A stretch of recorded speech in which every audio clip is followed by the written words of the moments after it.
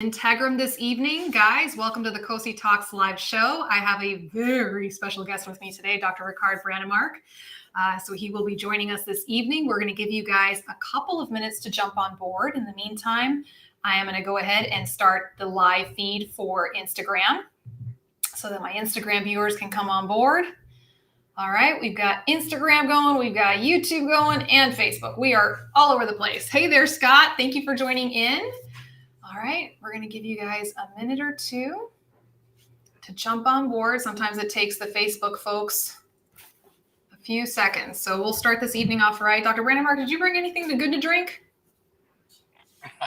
Yeah, actually, my favorite Italian Pellegrino. Yeah. There you go. Cheers. But not as flashy as your cup, because you haven't given me any yet. I will need to send one to you, especially for your new as a housewarming gift. So cheers. We're going to start the evening off correctly. We've got Ginny on board. Ginny, I just got to stop and give you a shout out. Thank you so much for everything you've been doing to help us spread the word about tonight's show. That I really, really appreciate that. Thank you so much. We got Eric coming in from YouTube, drinking his Coke. I will be having my OPRA system in Atlanta. Congratulations. We got Tom coming on board from Canada. Pam, happy Wednesday to you as well. Both of my Pams, one from Indiana with her water. All right, guys, I see these numbers ticking up. Don't be shy. If you've ever been on my show, you know I don't like shy people. I want to know who you are, where you're from, and what is in your mug. We got Jeff coming on board. Thank you. It's looking good, right? We got the audio working. Dr. Rickard Branemark looks great. So we're ready to go. And I'm not tilted. You're not tilted, yeah. It's always fun. I always tell my viewers that I have a gremlin that lives on my computer and it likes to have a party. And I go live. But we're good, doing good. All right, guys. So here we go. Randy says from San Diego, drinking water. Week 3 of my new prosthesis. We've got Jean coming in. Jean, I haven't seen you in a long time. I'm glad you're here from California. Linda from New York with her lemon lime water. We got Glenn on board. There's one of my OI guys right there. We got Millet. We got a lot of folks. Holy cow, Dr. Branemark, you are a popular guy. All right. Well, for those of you who are my early birds to the show, I will be giving you one last chance to start off the evening right. I'm just copying and pasting here. All right, so for those of you who are my early birds, I just posted a link to one of our giveaways for a $50 gift card. It's a quick survey, right click, fill it out, and you get entered in for the raffle. We're going to announce the winner a little bit later on. We got Racine from Florida. We got David coming in from Maryland with his tea. We got Patrick McCoy. Welcome. You are new. Thank you for joining us this evening. We've got Susan. There's my girl, Susan, right there. So Susan, Ginny, Glenn, thank you guys so much for helping spread the word tonight. All right, we've got some great numbers going on. We're going to officially get started so that I can stop talking and Dr. Branemark can start talking. For those of you joining me for the first time, welcome. My name is Cosi Talks. I'm a physical therapist, amputee specialist here in Tampa, Florida.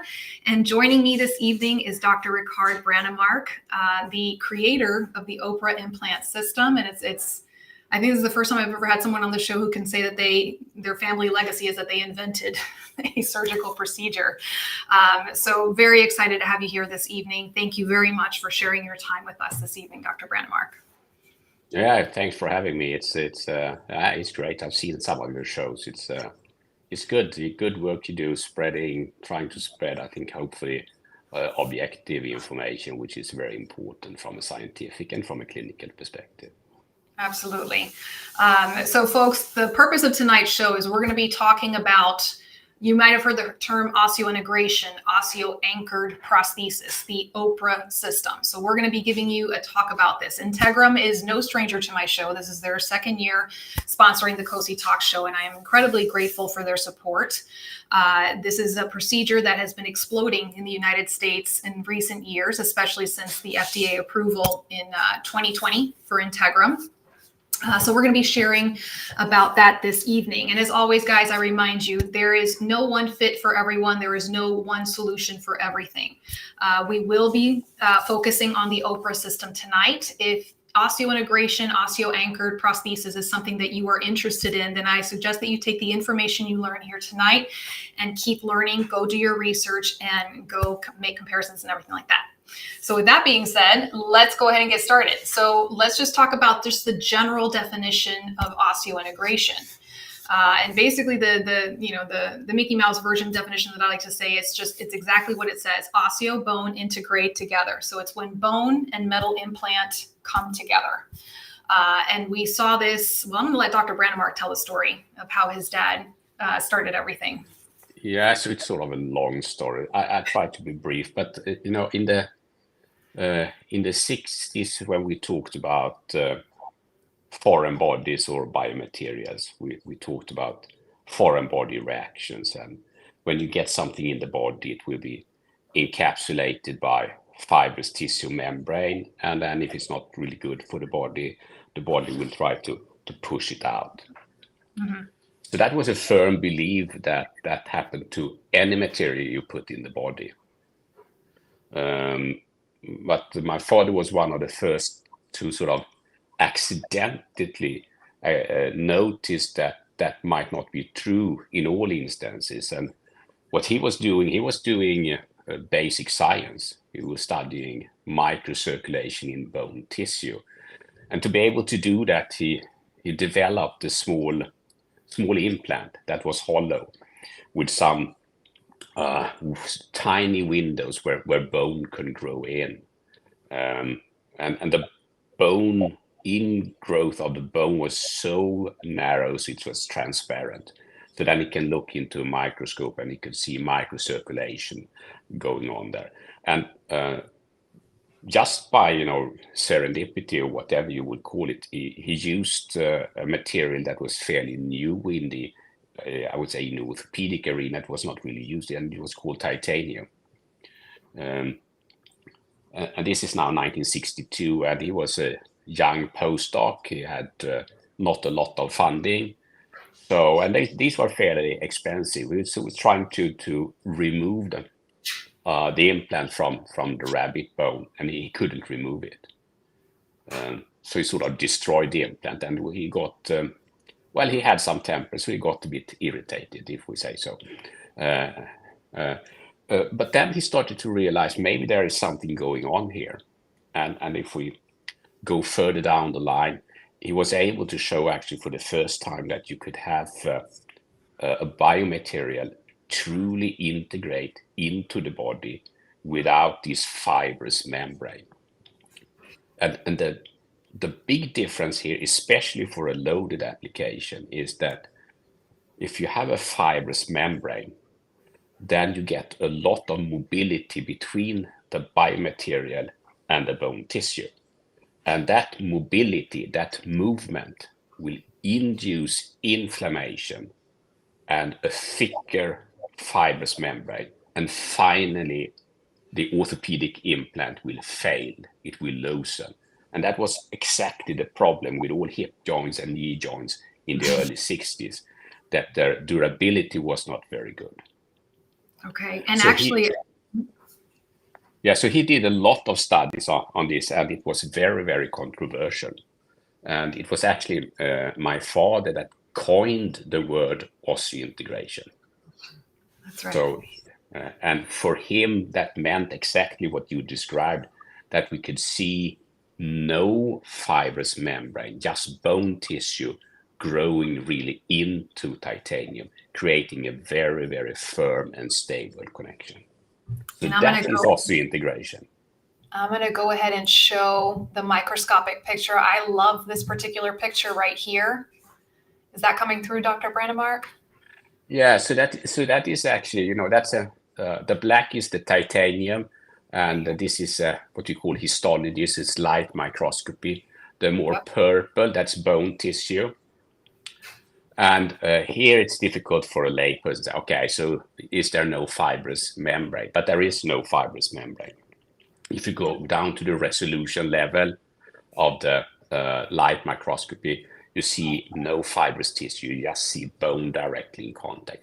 And the other thing that is maybe more important for what we are talking about today is that if you look at the bone, you can see that the bone is sort of growing around and grasping around the threads. Yep. So that is what bone is doing here. Is not just in contact, it's actually working like bone should. It is remodeling around the implant and embracing it or grasping it and creates over time a stronger and stronger connection between the titanium and the bone tissue, which is very, very important for the possibility for an implant to stay a long, long period in the body. And we now know with the first applications that were dental implants that was introduced in 1965, that the first patient, he's dead since several years, but there is actually one patient treated in 1967 that is still living with his titanium implants. So that's how long we sort of know it might work. So, and that's actually one of the questions that came in today was, and we can address that question a little bit later on, but what is the expected life expectancy of the metal implant used with OPRA? But we can get into that one a little bit later. Can you explain, because I think some folks here, this might be their first time hearing about osseointegration, or that they've heard about it throughout social media, the difference between osseointegration and osseo-anchored, when we hear those terminology, because I think there's a little confusion there sometimes. Yeah, so osseointegration is really, that's the biological concept that you can trick biology to sort of believe that it's interacting with itself. So it's not creating this foreign body reaction.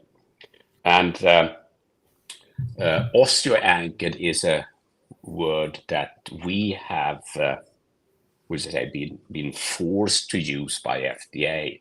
Now we're talking about the businesses, regulatory, what you can claim, etc. And the FDA is not allowing osseointegration to be used for our device or any device actually in the market.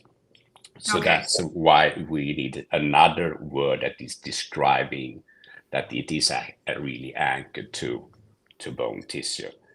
So that is what it is.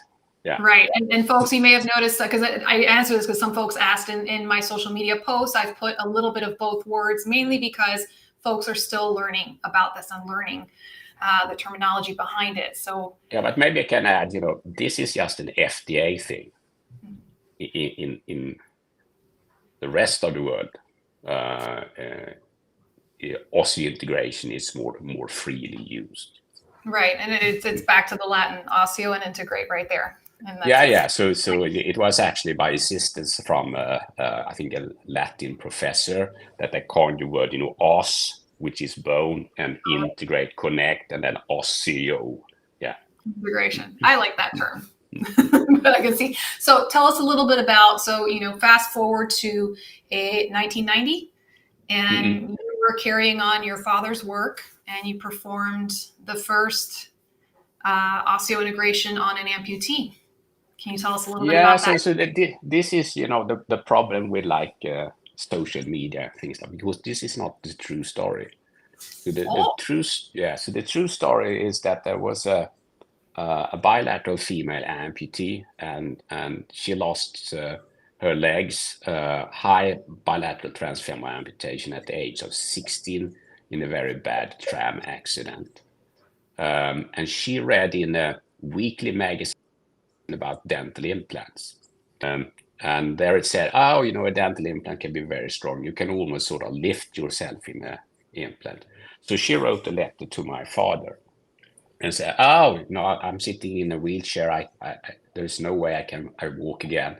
Why can't you just put big dental implants into my legs so I can at least stand up and see people in the eyes again? And my father was a fairly busy guy, so he wrote one of his short, reply letters and said no. But she had Finnish genes, so in Finland they call it sisu.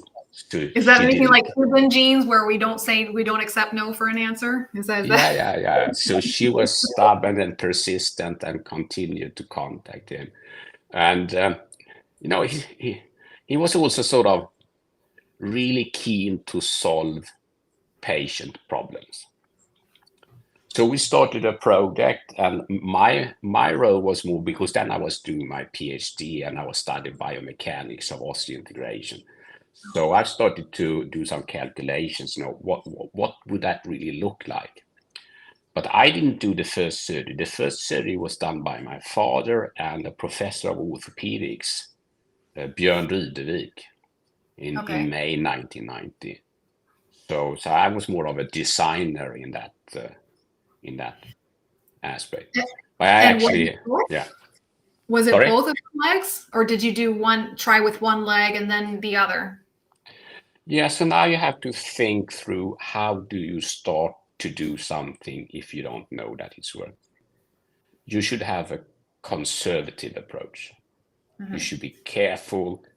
The patient, which, without the patients, which would be the real pioneers, there's a lot of stuff that shouldn't have brought to the benefit of other patients. So if you have to pay respect to the patient, you should be careful and test one leg first. And that was what was done. And so then one leg was started. I'm fascinated by this story. And by the way, Carolyn, you're not watching the replay, you're watching it live. So thank you for joining us from Florida. Welcome also, Shannon. So obviously, as the first patient, how did she do her post-rehab protocol? And I know we're kind of getting a little bit into the weeds, but I'm very curious. Yeah, so everything had to be developed from scratch. No one really know where to go. Sorry about the joke there, But we were very fortunate because we had a very, very dedicated physiotherapist that led the walking school in Gothenburg, Kerstin Hagberg. She's about to be retired now from work, but she's been following many of the patients. So we together we developed how should we start the loading, how much do we dare to load, how do you strengthen the core, what about the gluteal muscles, how do you work with the hip joint, all of that had to be figured out. And that's how we continue to do it, trying to establish what is the real thinking behind it, what will make sense, establish a protocol, follow that, see if it's working, and then fine-tune and improve. Incredible. So we've got a lot of fans here. We have Eldon from Michigan saying he did stage 1 2 weeks ago. Thomas says, I got this and it's the best. We got Van Gregory coming in from Texas. So Dr. Branemark, in 2020, Integrum, or specifically the OPRA Implant System, was approved by the US FDA to be used in the United States on above-the-knee amputees. So I think but that's not true either. Okay, tell us a little bit about that. So the real history is that in 2015 we got the humanitarian device exempt, which is like a PMA light. PMA is the pre-market approval. And then we were able to sort of upgrade that in December 2020 to a full PMA. We'll make it so that's is an extra stamp, because that's FDA is recognizing not only safety but also efficacy, that is really good for the patients, and it's also helping, of course, towards the impossible reimbursement system in the US. I'm not from the US, I can say that. I've been here now for quite many years, but I still don't get it. So, and I know it's a challenge for many patients and clinicians. So hopefully this is helping, but there is still a journey to make this sort of a mainstream procedure, that it's easy for the right patients to be able to be allowed to be used. Okay, now can you tell us a little bit about what was involved in getting to this point with the FDA? What is it that Integrum had to show and demonstrate? Well, so typically you need to have good scientific studies, and in most cases that will require what we call prospective studies. So you start a study, you collect patients, you follow them for a number of years, and then you record everything that's happening, all adverse events. You check with questionnaires, with different outcome measures, with radiology, etc. And then you file a big report to FDA, and I will go through it. There will be many questions and answers, etc. That's about just an 18 months period to chat back and forth with FDA. So we had done that study many years ago in Sweden. That was sort of in Europe. It's a bit unusual for FDA to accept non-US data. But, I come from Sweden. I would say the system we have in Sweden with what we call every person has a number, so we can track them. We have very few dropouts of studies, so we can actually have very high quality of studies. So I think that helped us to get approval, but it was a lot of work. It is a lot of work. And then the other question, one of the questions sent in is, why go through all that trouble? Why not just stay with the humanitarian? I always mix up the name, excuse me. The humanitarian device exception. Right, I always mix it up. So why go through all that trouble? Well, because I don't think that this is something that will just stay for a few patients and maybe just for that amputation level.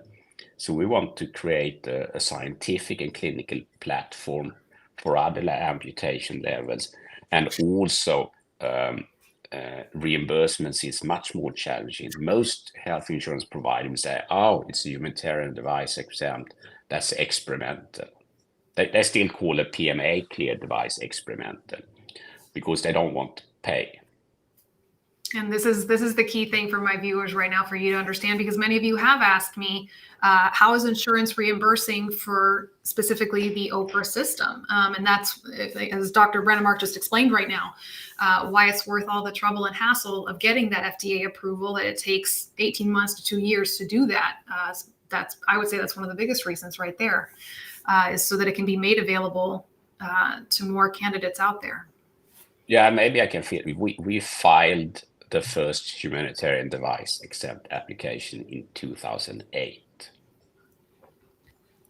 So it's taken quite a bit of time to get all that through.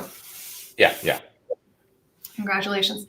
And then Jim is saying, curious how stringent is the pre-work criteria or approval criteria? And Jim, we're going to be discussing that a little bit further in the show, so stick around for that one. Hello, Leslie. Thank you for joining in. And Wendy, same as well. Patrick says he did stage 1 in mid-December. So let's talk a little bit about the actual OPRA system, what it looks like. I'm going to go ahead and put that slide up. And it shows it's a 3-part modular system. And Dr. Branemark, please correct me if I'm getting this wrong. The first part is the fixture, and that's the actual metal part implant that goes into the femur. Then we have the abutment, and that is the part that exits the body through the aperture, through the skin opening. And then we have the axor 2 to be more precise. And that is the device that connects the abutment to the prosthetic device. So I have a really lovely picture here. Give me a second, folks.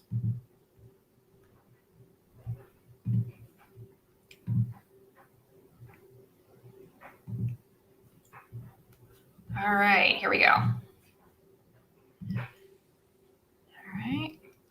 Just had a show. And by the way, I don't know if Mary's listening in tonight, but that's Mary on the right-hand side. What a beautiful woman. And I had a chance to meet her at one of the Florida conferences I spoke at. And she has just such an amazing story of how osseointegration and the OPRA system changed her life and gave her the ability to walk. So hopefully someday she'll be able to come on the show and tell her story. Here's the picture we're looking for. So Dr. Branemark, do you want to talk us through a little bit about what we see here? Yeah. And of course, there's a lot of things I can say here, but the fixture, it's called the fixture because it's called the fixture in dental implants. So all the osseointegration technology is actually coming from dental implants. I have millions and millions of dental implants placed since the 60s. So here it says, to some extent, you can say it's a scaled up dental implant system that we're using. So you have the inner component, and you have intermediate component that is the abutment. And again, that is a word that's been used for dental implants. And then not shown on the picture, we have what I call the ski binding. Since this implant is sitting so rigidly connected to the skeleton and you don't have your ordinary defense mechanism, you need to help the body from not getting injured or the implant not get injured. So use the ski binding, the axor that can reduce the risk for overloading and fractures and things like that. So why? So maybe I should say why it's a modular system. Yes. Yeah, and so sometimes I can be a bit controversial, but if you don't have a modular system, you cannot do a two-stage procedure. And a two-stage procedure is a safer approach. There's a lot of science showing that you get more stability if you let the implant sleep a while and have the bone remodel around it. If it's needed all the time, that's something we can discuss later. But it's also so that a modular system will give us the opportunity to maybe let the implant sleep if there is any problems, or if you say, okay, I don't really like this pin sticking out of the body. So then you can just remove the abutment, the outer part, and close the skin and go back. And that's an easier approach than removing everything. Okay, and that actually. Yeah, and that's actually, that's happened, and that's happened with dental implants also. So that's a lot of experience with letting fixtures sleep, which is a word I use in dentistry. Oh, yeah, we have a couple of sleeping fixtures. So that's something you can use. So there's several reasons why a modular system has certain advantages. And then also for the rotational side of it as well.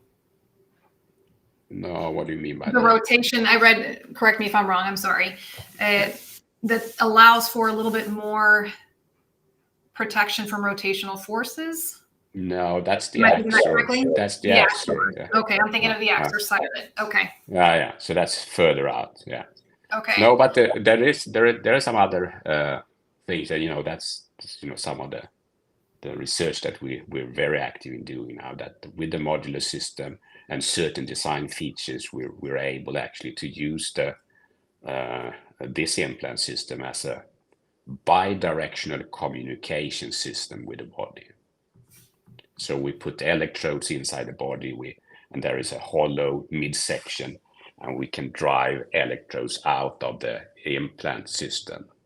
So all our implants are already prepared for that, hopefully future update. We just have to kick the researchers at MIT and Johns Hopkins and so to get it ready for the market. That's a whole nother show for later. We're gonna do a show on that one. I want to do a show on that. Okay. Yeah. Sorry. For sure. No. Because that one for me is where, and especially when helping with TMR coming into play and putting it all together. Yeah. That's such a fantastic opportunity for the future. Yeah. Yes. Okay, there's some comments and names and everything coming in here.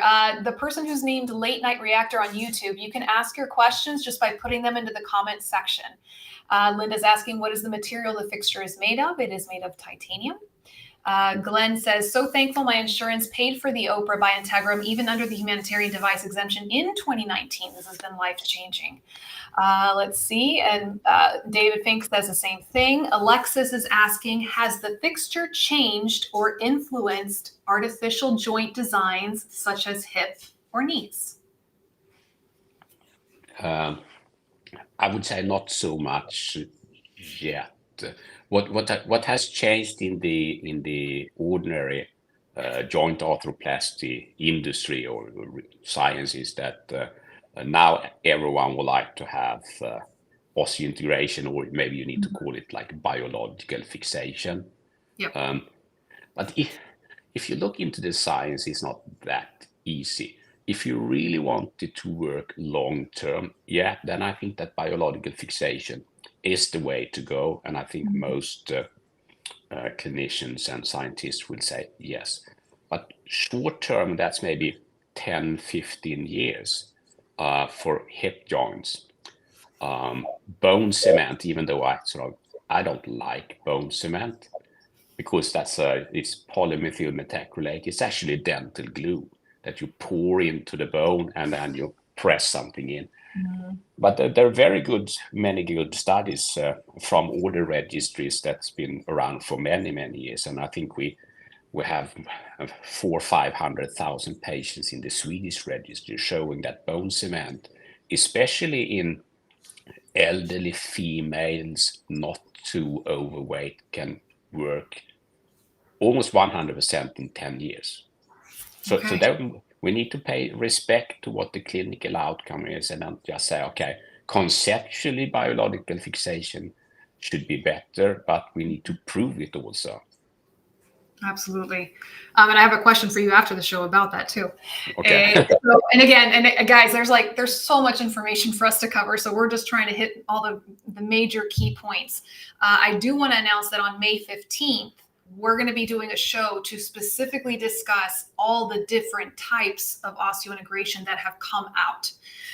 But for tonight's purposes, we're just going to keep it short and sweet and just ask Dr. Branemark, what is it that sets the OPRA system apart from the others? We hear the popular terminology of screw fit versus press fit for osseointegration. So can you give us just kind of a brief overview of this is what makes OPRA different compared to others? It's the only screw-shaped implant. It is the shortest, and it's the only system with a good revision system, which was actually a key factor when Department of Defense decided to use the system. Because, every experienced clinician will understand that nothing is 100%. And when it's not working, you should have a good way of minimizing the damage, hopefully reducing it to zero, but that cannot really be done for the patient, and use a way so hopefully you can put in another implant.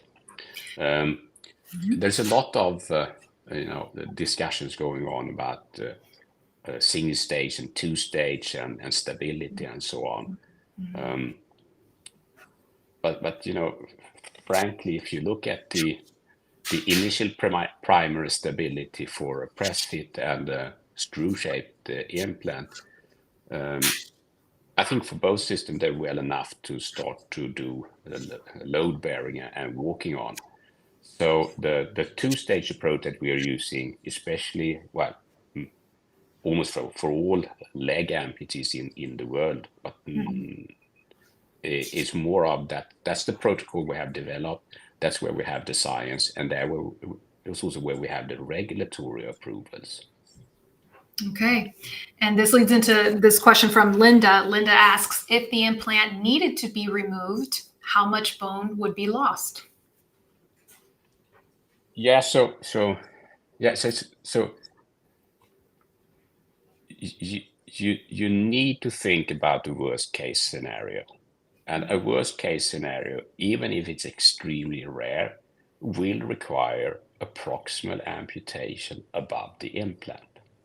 And that goes for everything. If you get the hip joint, there is a small risk that you need to take off the leg through the hip joint. Okay. It's very, very rare, but that can happen.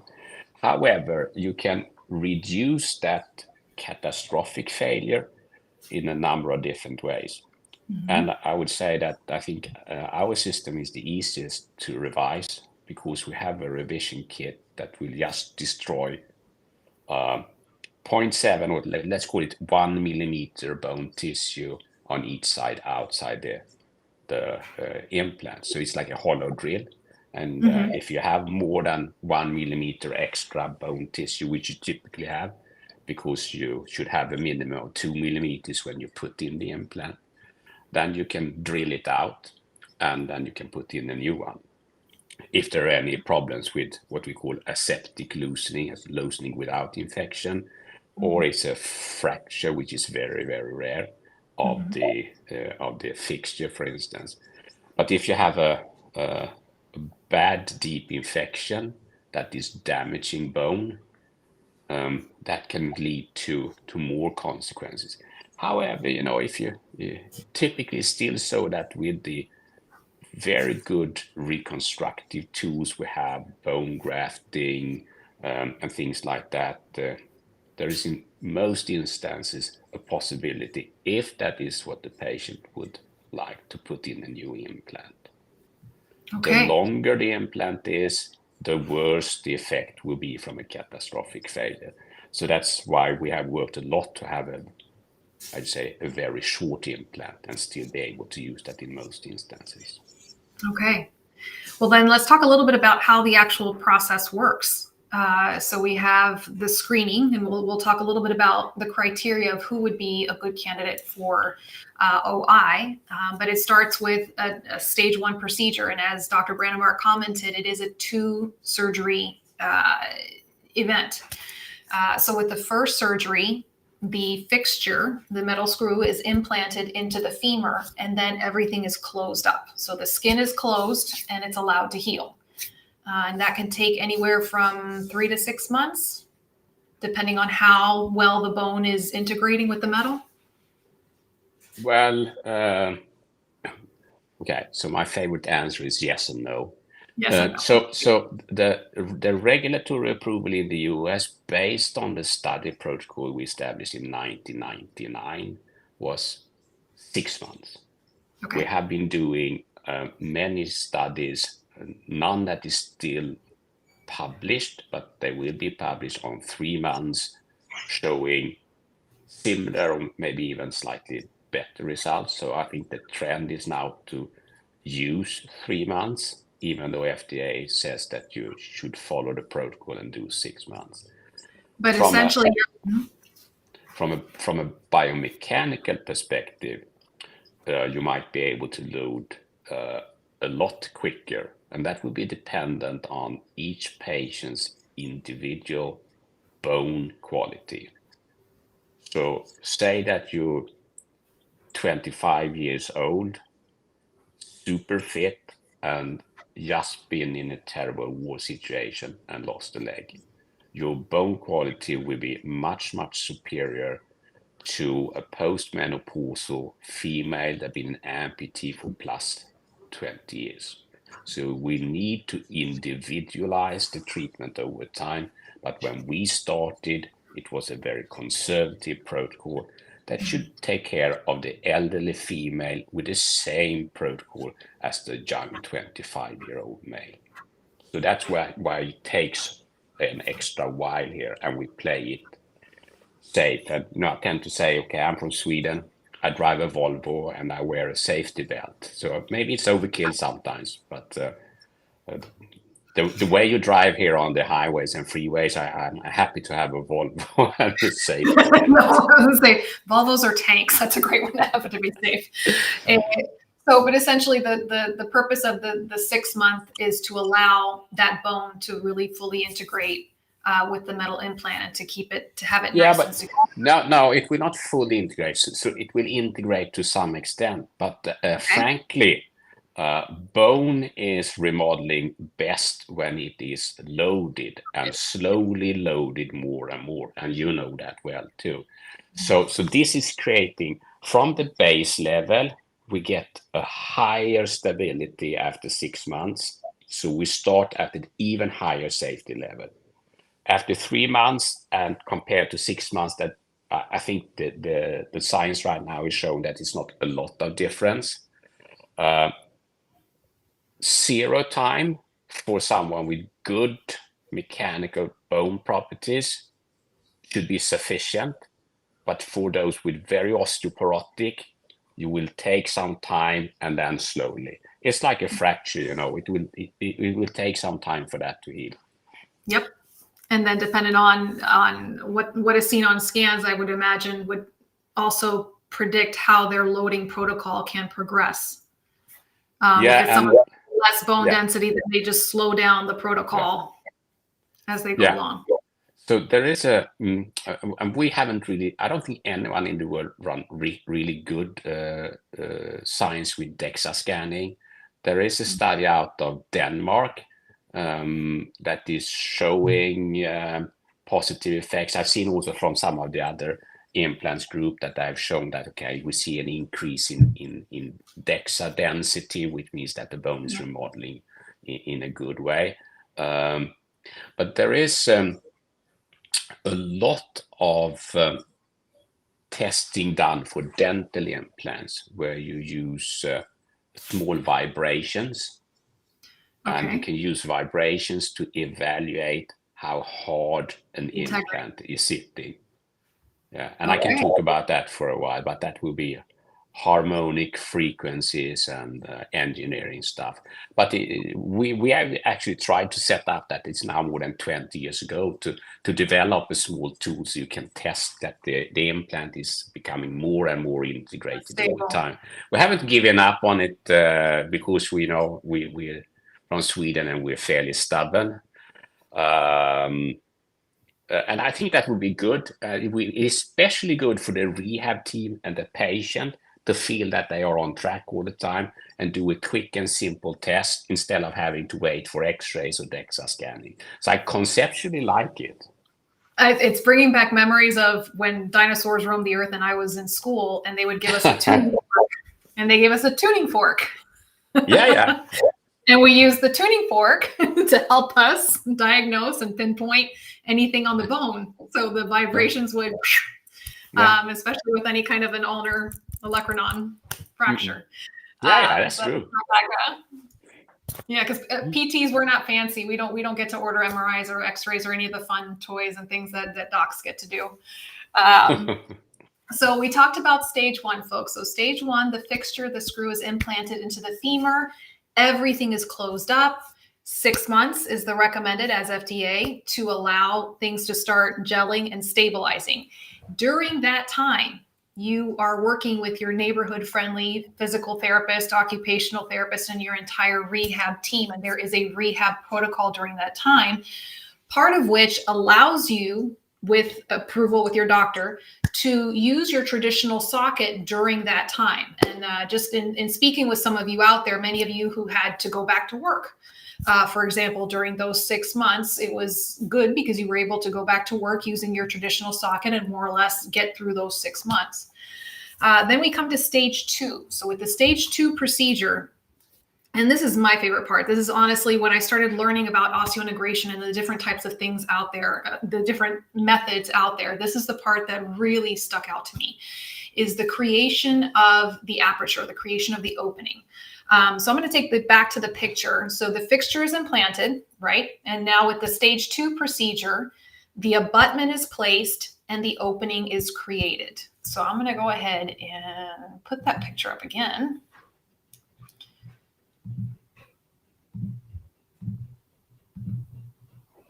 And here we can see exactly that.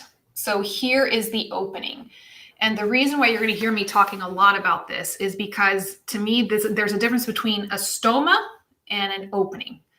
When I think of stoma, I think of, if any of you have seen someone who has a colostomy. So it's basically an opening into the body. And it's usually, you can see the red tissue around it, and it tends to be weepy, it tends to be crusty, and it's a little tough to look at.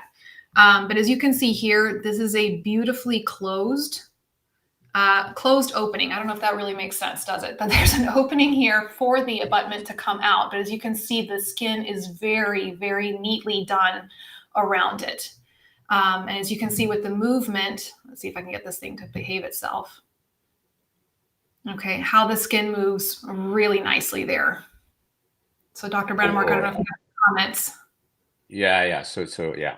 And you know, this is still work in progress, you can say, but it's there's a fundamental principles here. So I think with the knowledge we have right now, it's relatively easier to anchor something to bone tissue than have something permanently penetrating out of the skin, and especially maybe on the thigh level when you have a lot of soft tissues. Mm-hmm. So when we set our standard procedure, we already worked 10 years on the surgical protocol. And we know from experience with dental implants and something that we call bone anchored hearing aids. It's a small implant you put behind the ear, and you can attach a microphone, and you can listen if your ordinary ear is not working. A couple of 100,000 of those patients out there, and from dental implants and from bone anchored hearing aids, we started to realize that movement can be bad. So I talked about this fibrous membrane. So actually, when things are moving like this in the body, they induce an inflammatory response, and that can lead to, in a skin interface, what we call granulation tissue. And granulation tissue is not as durable as normal skin, for instance. So how can we avoid that movement to happen? So actually what you showed on the video was that the skin did not move in relation to The abutment. abutment. Yeah, exactly. So that's the key here, because if that's not moving in relation to each other, you don't get that inflammation, you don't get the granulation tissue, you don't get the secretion. So how can you do that? Well, I think for an ordinary orthopedic surgeon, it might be a challenge. So that's why we work a lot with plastic surgeons, like Dr. Sousa, for instance, to stabilize that. And it is a challenge. Surgeons are human beings too, and they're not perfect. So they don't have 100% success rate. So sometimes it's working well, and then it's really working well. But sometimes the stability of that skin interface is not sufficient, and it starts to move, and then you get these issues with the granulation tissue and liquids coming out, etc. The other concept is not to do really anything about it and just hope that biology can fix it. And of course, I'm a bit biased, but I think that if you follow the science, everyone is going towards the way we are doing the procedure to stabilize the soft tissues more and more. Sometimes biology will do that for you, and then it will be very good. But we would like to be more predictive, and that's why we spend several hours of surgery to create a better skin interface that will most likely have better long-term results. And it's also, in my opinion, more aesthetically pleasing. It looks neat and tidy. Something that is constantly oozing it is by definition actually contaminated with bacteria. Maybe not like a real infection, but like a chronic wound. And we know that in some instances, after many years, maybe 20 years and so, those chronic wounds can turn into malignancies. That's a well-established fact for chronic wounds. So that's why it's important also from that aspect, even if it's a low risk, to reduce the risk for that happening. And I think that's worth a couple of hours surgery. Yep, I agree. A question from Jerry Ann. She says, have bilateral below the knee amputees ever had this procedure done? Yes. Is it, I know obviously not here in the US, or so can you talk a little bit in the more US, about I don't know, because in the US it's not a approved It's thing. not approved. And in the US you have possibilities called, you can do off-label, you can do custom design, and you can do compassionate use. Those are the mechanisms. I know they've been doing some below knees, especially Dr. Potter at Walter Reed, very experienced surgeon. But I'm just thinking about it's a French female quadruple amputee that got bilateral transtibial implants in France many years ago, must be 15 years ago, and got bilateral arm transplants, hand transplants by Scott Levin at Penn, maybe 5-8 years ago. So, and she is walking so cool in high heels, yeah. So yeah, so but this is not, so to some extent this is science, but we have to be a bit careful also. So that's why we would like to have good prospective studies showing that it's working, it's safe, and what you talk about efficacy before it starts to migrate out to a bigger patient population, so that the patient can get an informed consent possibility. And if we don't have the short and long-term follow-up data, then every patient will have it up to the patient to be, do I want to be a guinea pig or not? Okay. Frankly, that is what it is. And that you have to be careful with new technology. New technology always looks fantastic. It can be fantastic. I have a strong hope that new technology is fantastic, but it can also have drawbacks and problems. Okay. So Racine, to answer your question you asked, during stage 1, can you still use your prosthetic that you currently have? So my understanding is that once you're approved to start using your socket after the stage 1 procedure, chances are you might need a socket revision or a new socket made, just because of the fact that your residual limb will have changed shape because of the nature of the surgery itself.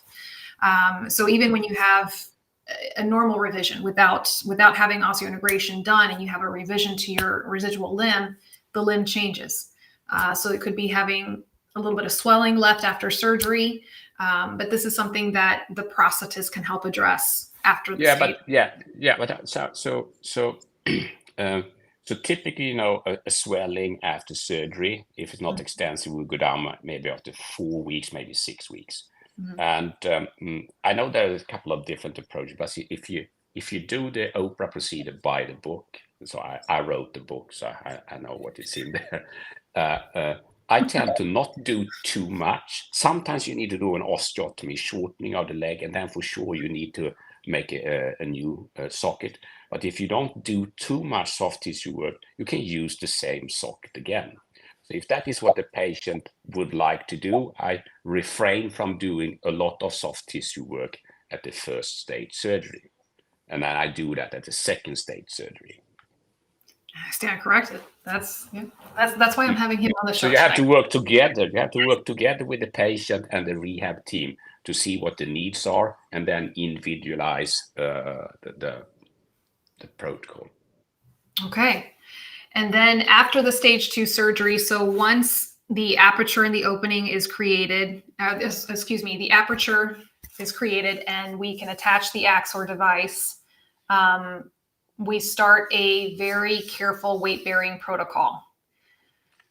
Yeah, so we have that Volvo, the Volvo safety belt protocol, which says that, well, it's actually like this, that as soon as the skin has healed sufficiently, which I would say is a minimum of 2 weeks, and sometimes you wait 4 weeks, you start with a short training prosthesis and start to do axial loading of the skeleton. Axial loading of the skeleton is the safest because, it's even for the other system, they will be most stable in the axial direction.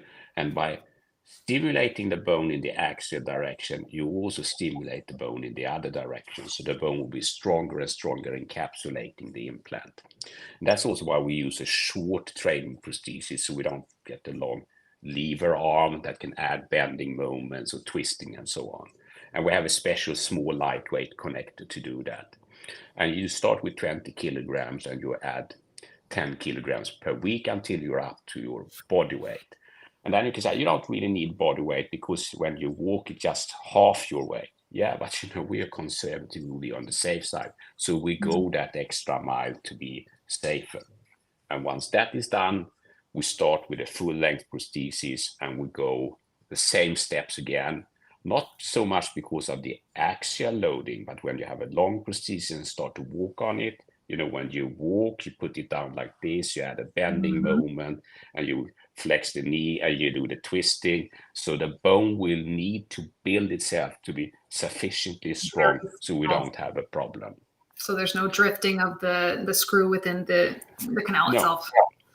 Yeah, and also, and I guess you talked about that previously, maybe, when you have a socket, you don't walk on the femur, you walk on the pelvis. So you retrain, the hip joint, the gluteal muscles, all of that must be your favorite thing. And it's and you need to be, the best outcome is if you have a really tough physio, that really hangs in there and help you get rid of the flexion contraction, do all of those exercises, be stronger and stronger, so you don't get that, what we call the Trendelenburg tilt or the duck gait or whatever you call it. Yeah. No, and then on top of that, my favorite part of this whole thing is you get much better proprioception because you're getting all that nice input right into the bone. So much superior sensation, I think, than wearing a traditional socket. Gerard says, this guy knows his stuff. Yes, he does know his stuff, Gerard. As he said, he literally wrote the book on it. Let's see. We've got a couple questions here. So Tracy asks a very good question. I have 4 inches only below the knee. Do you have to be a certain length? Yes, but we don't know the shortest that is possible. So 4 inches, okay, that's 4 times 2.5, so that's long. Our standard implant is 80 millimeters, which is so 4 inches would be about 10 centimeters. Yeah. So that from our perspective, that could potentially use a standard implant and not need to go for custom design or anything like that. But it's not that easy. So as I say, you need to do a thorough evaluation. You need to check the knee joint. You need to check a lot of other things. You need to do a CT scan. You need to do a thorough preoperative planning and evaluate it. And then, but the 10 centimeters, it's a good length. Okay, so folks, we're going to give you guys a quick break here because we're doing a lot of talking, but I did promise a couple of giveaways this evening. So I just posted the link to the Integrum Facebook page. So those of you who've been watching my show, I've been broadcasting now for 6 years every Wednesday night. And I am very heartfelt when I say that I cannot do this without the generosity of my sponsors. So in turn, to say thank you to my sponsors, I like to give them support, and I would like for you all to also give them support. So we're going to sweeten this pot with a $25 gift card giveaway and some Integrum swag. So click on the link, follow Integrum on Facebook, and like their post. It's the very first post that they did. It was about today's show. So go ahead, right click, don't click out of the show, keep watching the show. But go ahead and do that, follow them, and then we're going to pick a winner in just a few minutes with that. So Pam is asking, if a revision is necessary for a neuroma, how does that change the implant? No, that will not affect the implant at all. A neuroma is this sort of cylindrical end of a cut nerve that is happening by default, and sometimes can be painful or cumbersome, etc., but not all the time. And then there are a lot of different ways to address that. We can talk about TMR and RPNIs and all of that forever. I think that's super cool surgery. So, so I love that stuff for sure. But so you need to identify the neuroma, and then you need to do if it's relevant to do surgery, then you need to, and that will not affect the implant at all. And that would be something to do. So Pam, if you go to my YouTube channel, I did several shows actually on TMR, and I had Dr. Dumanian on the show, and he was one of the ones who pioneered that particular procedure. And I'm thinking we need to do a crossover show sometime in the future where we get TMR and OPRA on the same show and just talk about all of that. So let's keep going to the next one. So we talked a little bit about the different phases and the healing phases. And after the second phase, when we start the loading on the shorty prosthesis, it takes about 12 weeks before they can progress to long-term, long leg prosthetic device. Yeah, I would say that, but that's depending on your body weight. So, if you're more lightweight, that will go quicker. And but say that. So we say, 12 weeks after second stage surgery, you should be able to continue to move from the short to the long prosthesis. And then it should be another 12 weeks until you can let go of crutches. And after the 6 months follow-up, with 3 plus 3 months, we typically do an x-ray, and the surgeon will sort of release you for a higher activity level. Yeah. There we go. Yeah. Okay, so now comes the $1 million question. who is a candidate? Who is a good candidate that should consider osseointegration with OPRA? Yeah, so if we stay in the US, and it's public information, it's on FDA's webpage. These are the indications and contraindications. So it will be a transfemoral amputee due to a primarily trauma or a malignancy, but it can be infection and things like that. What it's really saying that the amputation should not be related to dysvascular conditions. So, poor peripheral circulation, smoking, diabetes, etc. So the amputation, which is important because there's a lot of, okay, I have type 2 diabetes and I've been an amputee for long, but it was a traumatic amputation. That's not a contraindication, which is important to understand. And then it should be socket-related issues, not being able to use a socket at all, or expected socket-related issues. And what is that? That is something FDA put in there. After FDA, I think that their thinking was, okay, so if you have this very short stump and a socket can never work, why should a patient need to go through the pain of testing sockets and maybe years go by? That's unnecessary. So that's why if a skilled clinician, a physio, and a prosthetist together come to the conclusion, this is a very challenging case for a socket, then an implant can be considered. But in principle, this also means that the implant should be considered a second option, and the primary option should still be the socket. The traditional socket. Yeah. What are your Except thoughts for those cases where you have short stump, very bad soft tissues, burn, or heterotopic ossification, and exactly. Burn graft, the HO, yep. And what about the hyperhidrosis? Is that, I've seen in a couple of cases. Yeah, but that is in principle, that is you can say, okay, that's good, because if you have that and you know that the socket will not work, then it could be related to that, the last part of that sentence, expected socket-related problems. But typically we see that you have a socket and you sweat a lot and it does not work. Okay. And then who is not a candidate? You briefly touched upon, obviously, folks who have dysvascular, severe PVD, diabetes, related issues. Yeah, an amputation due to those causes. Yeah, and then we have, if you have active chemotherapy, because that can affect bone remodeling.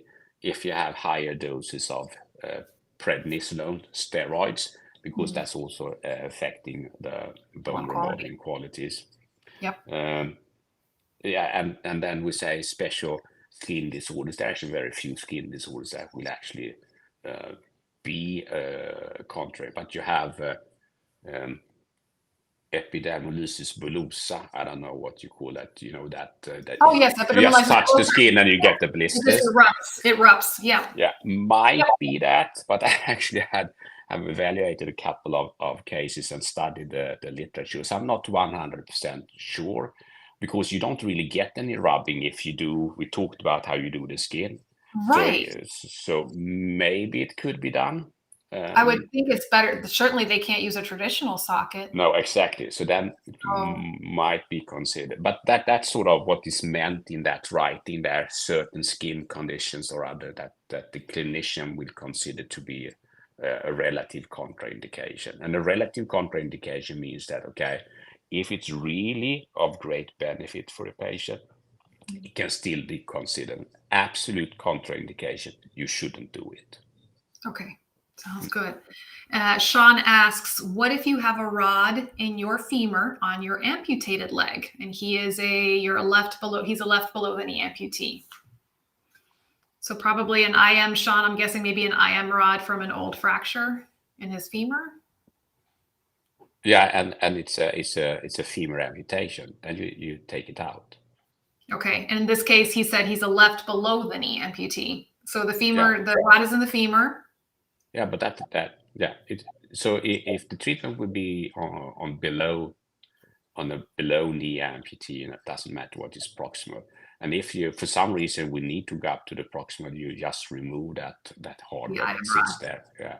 And get it out. Okay. And we see that all the time, with all these really bad traumatic injuries where you have been forced to do an amputation, you left some material, you remove that, or after what we call limb salvage, that you have these big mega prostheses and then they fail and you leave some and you do an amputation, then the socket is not working, you go in there, you remove what is sitting there and you put in an implant instead. So that is from an orthopedic perspective, not a very difficult procedure.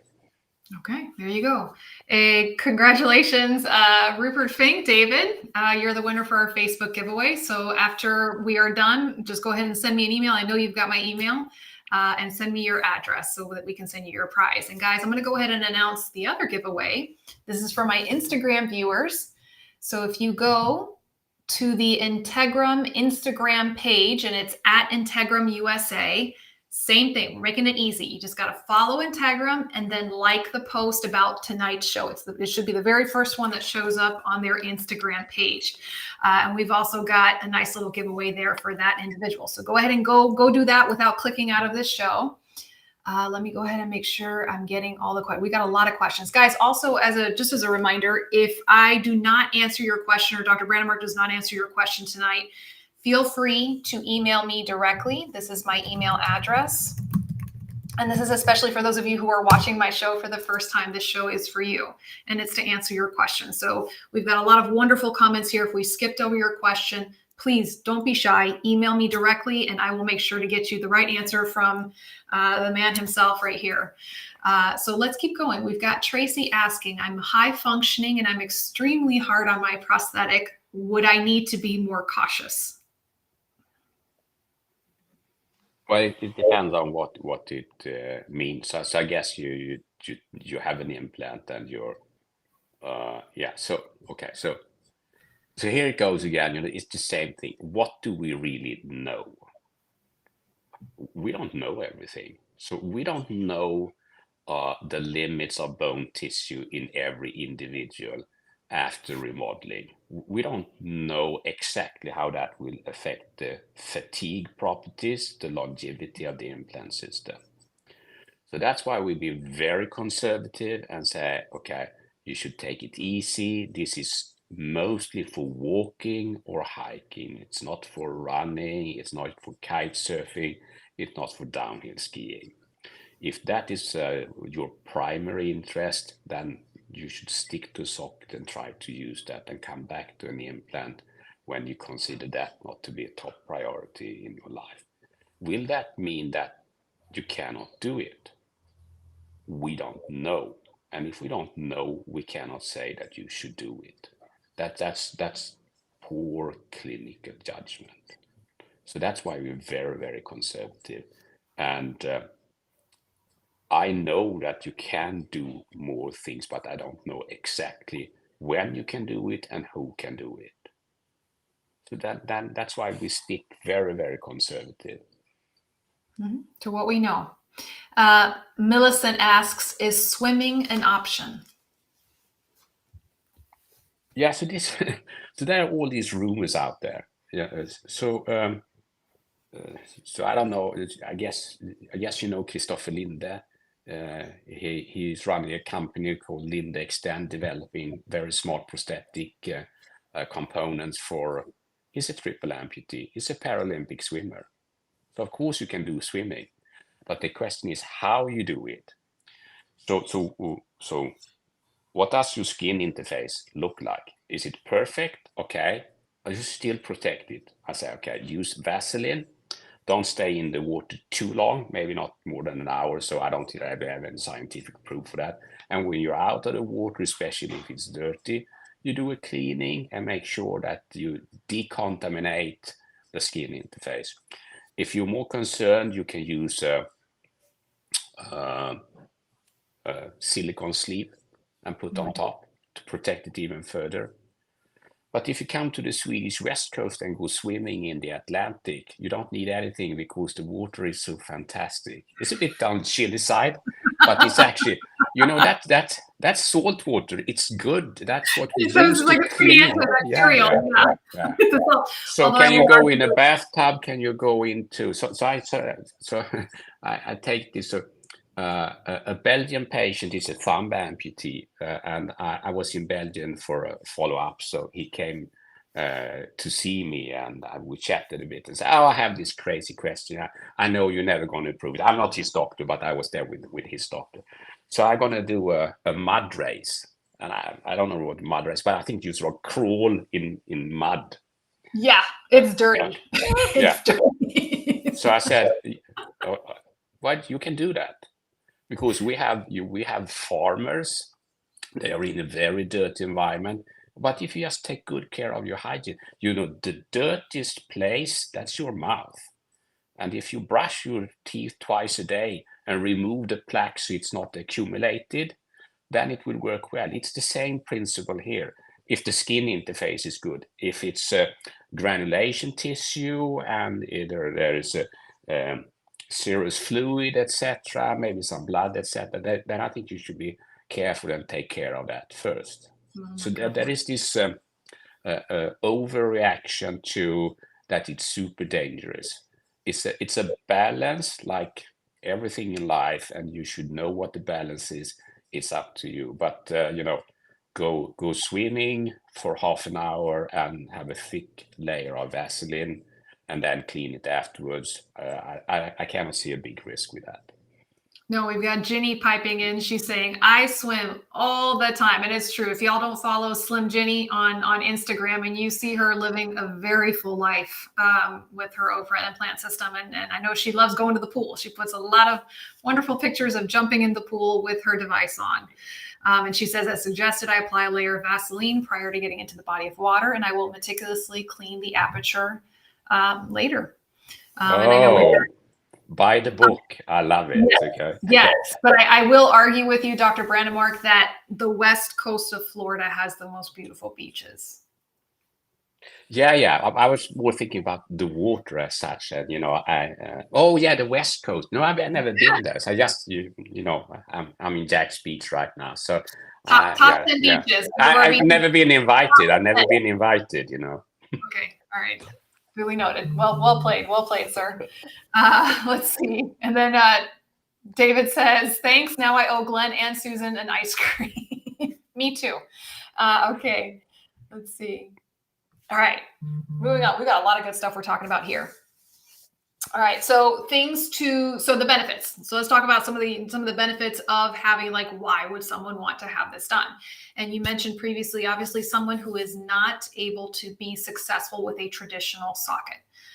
So folks who present with a lot of issues with their skin, whether it's with ulcerations, with burn grafts, hyperhidrosis, or excessive sweating. Someone who has a very short residual limb that would make it incredibly challenging to have good suspension. So these are folks who some of the benefits. Other benefits, easy donning and doffing. So this is where I'm going to ask my audience right now, how long does it take you to put on your liner, all of your socks, and your socket on? Okay, versus just clicking the prosthetic on to the axer right there. So it's seconds of donning and doffing. And that's one of the comments I hear from folks who switch over to OI, how much faster it is for them to put their leg on, there's increased range of motion available. So for me as a physical therapist, guys, I know that when I'm working with a patient for the first time, learning how to use their traditional socket, not only are we dealing with all of the issues with skin and having to teach how to manage the fluctuations in the volume of the limb, but it's also the range of motion. You've got a hard piece of plastic sitting right on your thigh, digging right up into your groin. So as a physical therapist, I'm going to be cranking on that range of motion and getting as much of it as I can, but it's never going to be the same as if you have no socket there and we just have the thigh exposed with no hard plastic sitting right onto it. So that's just the PT's perspective right there. Let's see. But maybe I can fill in there because, we have actually published a couple of scientific studies by PTs and prosthetists working with the patients, showing exactly the increase in range of motion, increase in sitting comfort, and all the issues that many transfemoral amputees actually experience with socket, that they will go away. However, we should also, be honest and say there are risks with implants, and we talked about revision and infections, etc. So that's always like some kind of trade-off, and it's up to the patient to carefully consider if the balance is in favor for either or other. Yep. And then some of the risks that we do have to mention is obviously it's an invasive procedure. It's an invasive surgery. So there always is a risk of infection. There is a slight risk of bone fracture and a loosening of the hardware, because ultimately you do have a foreign object placed into your body. And then, as we mentioned, if you're somebody who, like me, is a runner girl, likes running, likes high impact activities, then this may not be necessarily the approach for you at the time being. Victor is asking, how common would we see this in the Americas, in your opinion, in the next few years? Well, Victor, I can just tell you right now, just in the past 2 years, I feel like I've seen an explosion here in the United States. And I know Dr. Branemark can tell us a little bit more about where he thinks this is going. Well, I think it might take longer than a couple of years. Everything takes long, but I want to cite, Dr. Forsberg, that used to be the principal investigator at Walter Reed, and then moved to Johns Hopkins and as Memorial Sloan Kettering at New York. So he considered this to be the future standard of care. If that's really going to happen, I would say no. But for the selected patient population that we're targeting today, that is a bit younger, healthier, with a traumatic or a malignancy-related amputation, on the shorter side. And what is the shorter side? It's about mid-thigh. And if you don't want to go running with Cosi or do downhill skiing, I think when you settle down a bit, this will be your option of choice. And I think we see already today that the success rates with, I think maybe with all the different systems, they're slowly getting higher and higher. And the true benchmark there would be maybe hip joints or dental implants, and the success rate there is in the order of 99%. That's high for a procedure like this, because it's somewhat more challenging, but maybe between 95 and 99%, and good revision options. Then I think this is starting to be very interesting also for health insurance providers, because this will improve quality of life, work capacity. You will move around more, you get rid of some comorbidities, cardio will be better, obesity will go down. So I think as people are starting to see that, then this is really gonna change dramatically in the US and in the rest of the world too.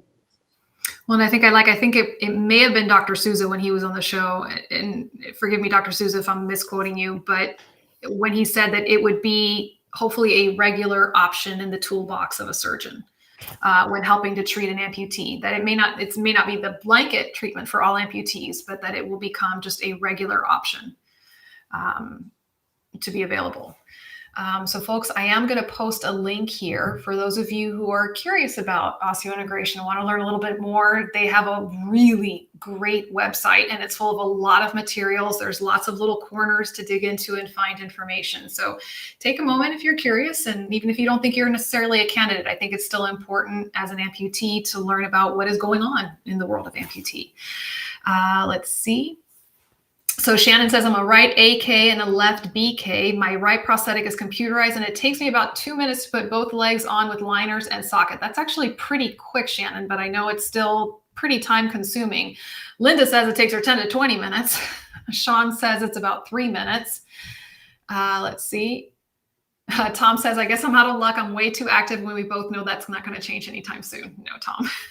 And again, folks, it's something that when I've had several people come to me and say, I think I want to do OI. And I go, my question to them is, what do you think you'll be able to do with OI that you cannot do now with a traditional socket? And that usually makes people pause for just a moment and just really think. So as Dr. Branemark stated, this is a very intense procedure with a rehab process that goes with it, and it should be done properly and with careful thought. So someone like Tom, who is successful, very successful with his below the knee amputation and his socket, and he's living a very full life, running marathons, multiple marathons. Tom, I think is the last time I spoke to you. It's one of those, if it ain't broke, don't fix it, as we say. So if this is something that you're considering, I would strongly urge you, first of all, to go to their website and look up the application process, and to be vetted properly by a properly trained surgeon. And I do want to just kind of wrap up with a couple of questions there. I know I told you this is going to be a long show, Dr. Branemark, because we have a lot of good information. But just briefly, what would be some of the important things that folks need to look for in a surgeon if they are considering OI here in the United States? Yeah, it's a good question. It's a bit challenging, and everyone needs to understand, I'm biased here, but we only work with certified surgeons. So we have certification programs, not only for the surgeons, for the rehab team, for the physios, for the prosthetists, etc., to try to keep the quality up. So that would be one thing. But it's also so that there's a learning curve for everyone when they start up. So the more experienced centers that done many cases, and I think Walt Reed done most of the cases in the US with our system, they will be very experienced. But there are also public systems like Johns Hopkins, etc. Just to name one. I think we talked about Atlanta. So there's a lot of experience out there. And it's also so that we are, by FDA, mandated to report everything that's happening in the market. So everything that's happening with adverse events or issues, small or big, will be reported to FDA for an approved system. So that creates maybe a layer of safety. Is this a very difficult procedure to do? No. This is not more difficult than a knee arthroplasty.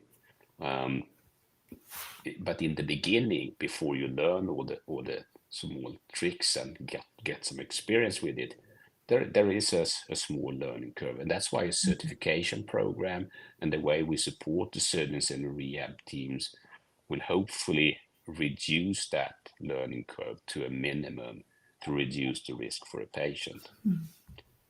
But as always, the more experienced and the more experienced team, that's really what you should look for. The team. Is there a good team to support you? Because this is not just about surgery. It's, I think Dr. Sousa says it's the opposite. It's maybe 20% surgery and 80% rehab. I'm not sure it's exactly like that. Oh, yeah. We call it. Yeah, okay. I'm like, no, that sounds about right.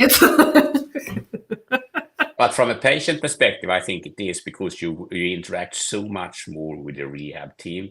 But if you start completely wrong with the surgery, that can have a dramatic impact. No, absolutely. Absolutely. Alexis, to answer your question, is there a list of certified surgeons that patients can see where a close one would be? My recommendation, and Jamie, if you would like to provide additional information, Alexis, I'm going to post the link to the survey that I posted earlier. Within that survey, you can put your email down and you can then start to receive information. Also, there is, sorry, I'm just scrolling through here, some of these comments. Also, if you go to the Integrum page, there's a little form that you can fill out to request more information, so that if you would like to be evaluated for this, you can also be put in touch with a proper surgeon. So here's a question that popped up quite a bit in the social media, is people are concerned about the infection rates associated with the OPRA system. So can you talk to us a little bit about that, Dr. Branemark? Yeah, so the science we have right now is related to what we call the OPRA study that we did in Gothenburg, started in 1999. And there we had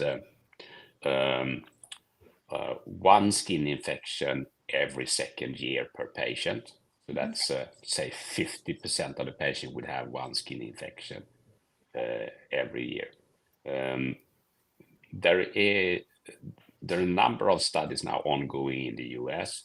Nothing is published yet, but the infection rate is going down somewhat. I think that's primarily related to that, actually, that the plastic surgery part of the treatment is better and better. Maybe because Dr. Sousa done a couple of cases. I think he's a rather good surgeon, but I'm not sure. But it's a big pin that comes out there, and so I tell every patient you should expect it to be infected over your lifetime. The skin infections, that's oral antibiotics for 7 days. And if the skin is in good condition and we don't have that mobility, etc., we don't see any long-term issues with it. And we have, I think we have one patient is now passing 32 years follow-up. He has had one skin infection. And again, I do, which is good because it's not zero, because you cannot expect that. It's like going through your life and never have a sore throat. Or the flu. I was going to say the incidence of the flu is approximately once every 2 years. And I would say the flu is going to hit you a whole lot harder than the superficial skin infection. So you have to think that is skin infections, but then you have the deep infections, right. and primarily those that we call biomaterial associated infections that sits close to the biomaterial. And why are they more challenging? Well, it's because there is no circulation inside the biomaterial. So it's difficult for antibiotics and white blood cells to really attack that interface. And it also, so in that interface, bacteria can encapsulate themselves with a biofilm that is protecting them from antibiotics. So that's why it's so challenging with the deep infections. However, deep infections exist with any orthopedic implant, hip joint, knee joints, etc. There's a lot of research ongoing. The success rate is becoming better and better, but say in 20% of deep infections, you might need to remove the implant for a hip joint. We need to have thousands and thousands of patients with these types of implants before we can say something more accurate about the percentages. So we say, okay, based on hip joints, if you have a stable implant, you have a localized deep infection, you can go in, try to surgically remove the infection, and then use intravenous antibiotics and then long-term antibiotics. And in many instances, that will kill the bacteria, and you can just continue to use the implant. But in a few cases, that might not be sufficient. So you might even need to remove the implant to get rid of the bacteria. Yeah.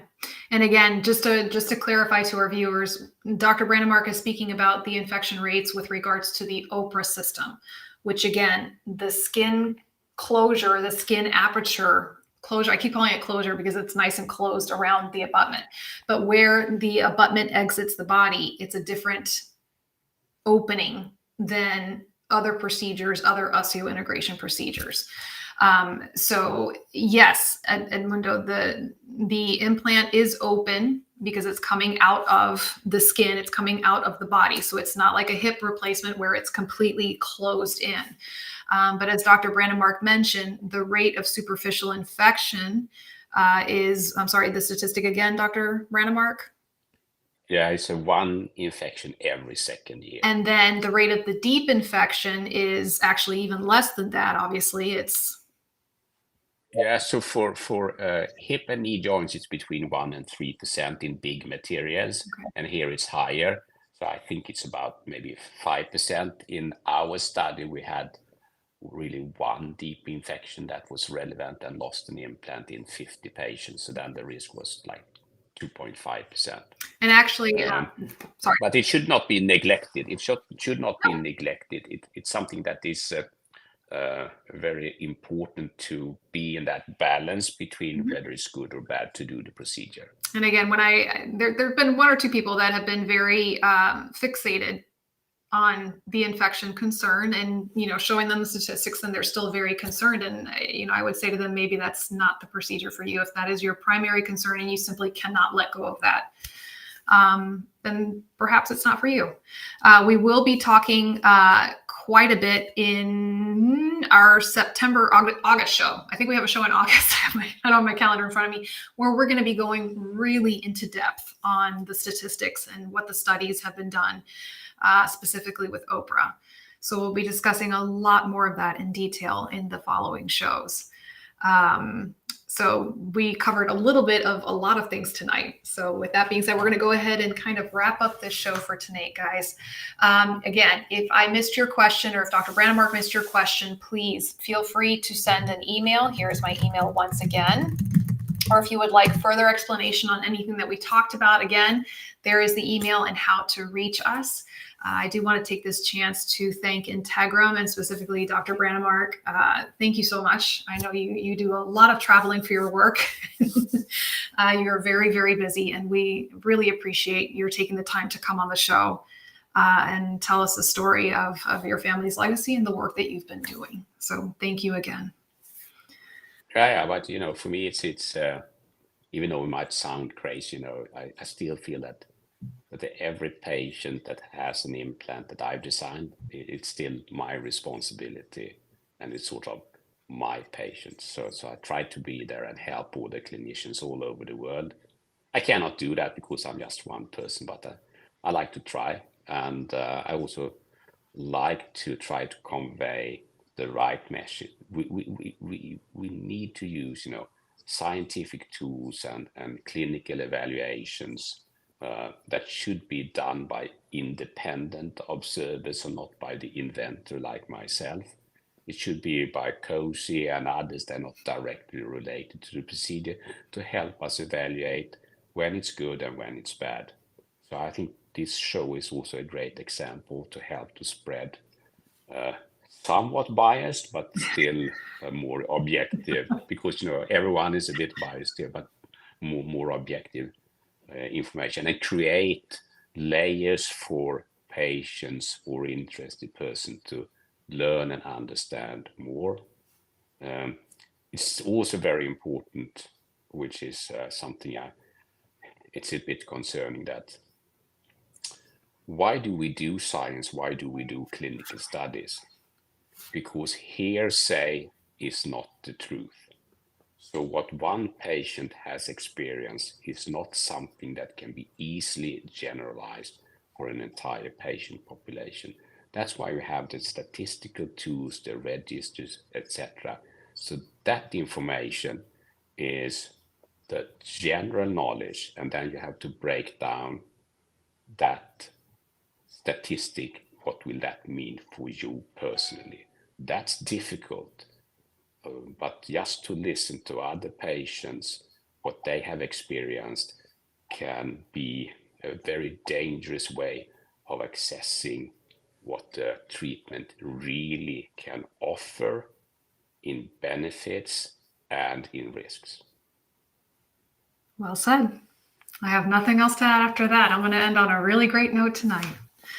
Well, folks, as always, thank you for letting us be a part of your lives this evening.